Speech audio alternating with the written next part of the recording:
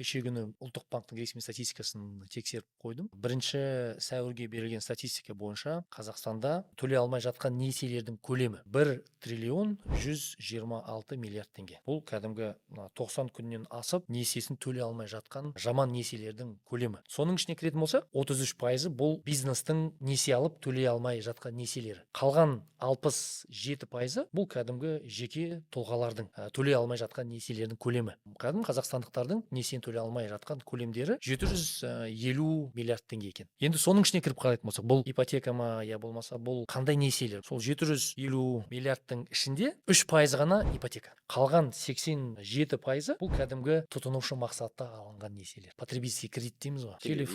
Телевизор, стиральный машина, компьютер, басқасы соның көлемі 655 миллиард теңге. Бәлкім бұл қаржылық сауатсыздық тұрғысынан да мысалы проблема бар қоғамда. Көрдім көзге құмар, мысалы қымбат iPhone көрдім. Мүмкін жағдайым болмаса да соңғы iPhone'дар мысалы, кейбір адамдар шынымен бағасы өте қымбат қой. Ақшасы келмесе де әйтеуір рассрочкаға алып, басқалар көрсін, мен де сондай кереметпін деген, бәлкім енді сондай ала біледі. Қаржылық сауатсыздықтың кесірінен рассрочкалар кіріп жатыр да, нәтижесінде 2 жылдың ішінде мысалы психологиялық тұрғыдан адам шаршайды. Алған кезде эмоция жақсы, ол эмоция енді 1 айға жетсе жақсы. 1 айдан кейін ақша төлеу басталған кезде көп адамдар мысалы шыдамайды. Төлей алмаған күннен бастап пенясы қосылады мысалы.